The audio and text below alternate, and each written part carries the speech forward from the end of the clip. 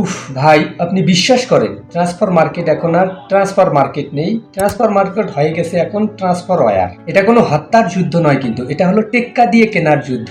এই যুদ্ধে এক ক্লাব অন্য ক্লাবকে টেক্কা দিয়ে কোন প্লেয়ারকে দলে নিতে পারে তার উপর নির্ভর করে সেই দলের ভবিষ্যৎ কি হতে যাচ্ছে। রিয়াল মাদ্রিদ এবারে ট্রান্সফার মার্কেটে ঝড় তোলার পর সর্বশেষ ঝড় তোলার অপেক্ষায় ছিল স্প্যানিশ মিডফিল্ডার রদ্রিকে দিয়ে। বিশ্বাস করেন, যদি রদ্রিকে রিয়াল মাদ্রিদ কিনতে পারত তাহলে আমাদের মতো বার্সেলোনা ভক্তদের হতাশা ছাড়া কিছুই করার ছিল না।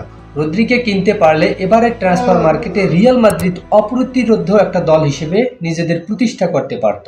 কিন্তু শেষ মুহূর্তে এসে আমরা বলে দিলাম, ভাই প্লেয়ারটা আমাদের পছন্দ হয়েছে। সর্বশেষ খবর অনুযায়ী বার্সেলোনা নিশ্চিত করে জানিয়েছে তারা রদ্রিকে কিনতে চায়। এদিকে রদ্রি আবার বার্সেলোনায় আসতে চায়। ইতিমধ্যে বার্সেলোনা ও রদ্রির মধ্যে পার্সোনাল কথাবার্তা সম্পূর্ণ হয়েছে। এখন বার্সেলোনা রদ্রির ক্লাব ম্যানচেস্টার সিটিকে একটা আনুষ্ঠানিক প্রস্তাব দেবে। খবর অনুযায়ী সে প্রস্তাবটা হতে পারে 50 থেকে 60 মিলিয়নের মতো। ম্যানচেস্টার সিটি যদি বার্সেলোনার এই প্রস্তাব গ্রহণ করে তবে রিয়াল মাদ্রিদের সর্বশেষ মুখের ভাতটা বার্সেলোনা কেড়ে নিয়েছে। এটাই হলো ফুটবল উইন্ডোজের সবচেয়ে চরম উত্তেজনাকর মুহূর্ত। রিয়াল মাদ্রিদ যখন রদ্রিকে কেনার খুব কাছাকাছি গিয়েছিল, বিভিন্ন গণমাধ্যমের খবর অনুযায়ী রদ্রি রিয়াল মাদ্রিদে যেতে চায়।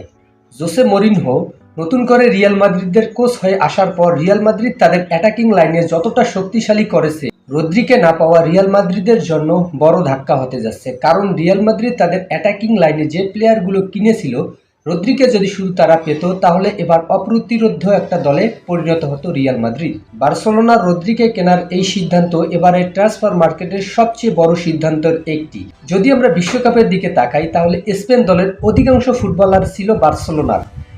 সেখানে বার্সেলোনার খেলোয়াড় ও রদ্রির মধ্যে একটা অসাধারণ বন্ডিং তৈরি হয়েছে। হয়তো বার্সেলোনা তাদের এই বন্ডিংটা বজায় রাখতে এবং বার্সেলোনার দীর্ঘদিনের ইউসিএল শিরোপার যে শূন্যতা সেটা পূরণ করার জন্য রদ্রি গুরুত্বপূর্ণ হতে পারে। কারণ রদ্রি এমন একজন ফুটবলার যার ball recovery, passing, game control sense অসাধারণ। একবার আপনি ভাবুন, রদ্রিকে যদি বার্সেলোনা নিয়ে আসতে পারে তাহলে বার্সেলোনার মিডফিল্ড কেমন হতে পারে।